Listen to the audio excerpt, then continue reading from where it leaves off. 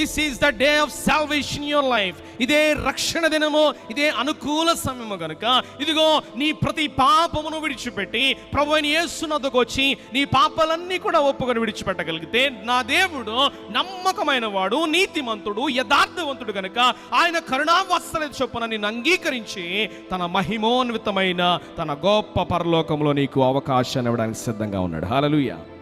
Would you like to accept Christ as your personal Savior and Lord, my dear friend? ఈ రాత్రి యేసుక్రీస్తు ప్రభువును రక్షకునిగాని దేవునిగాని అంగీకరించిన నీ జీవితంలో ఇష్టపడతా ఉన్నావా? ఒకసారి ఆలోచించే. No matter your caste, no matter your color, no matter your creed, no matter where you're from, no matter what you had done, no matter you're rich or poor, no matter your height or small, no matter wherever you go, no matter what have you done, my dear friend. ఎవరివైనా, నీ మతం ఏదైనా, నీ కులం ఏదైనా, నీ ప్రాంతం ఏదైనా, నువ్వు ధనవంతుడివైనా పేదవాడువైనా, నువ్వు పొడుగోడువైనా పొట్టోడువైనా, బలహీనుడివైనా బలవంతుడివైనా, నువ్వు అంగవైకల్యంతో ఉన్నా అంగవైకల్యంతో లేకపోయినా, నీ పరిస్థితి ఏదైనా, నీ రంగు ఏదైనా, నీ మతం ఏదైనా, నీ ప్రాంతం ఏదైనా, నీ వర్గం ఏదైనా, నువ్వెంత ఘోర పాపివైనా యేసయ్య నిన్నుగా ప్రేమిస్తా ఉన్నాడు. హల్లెలూయా.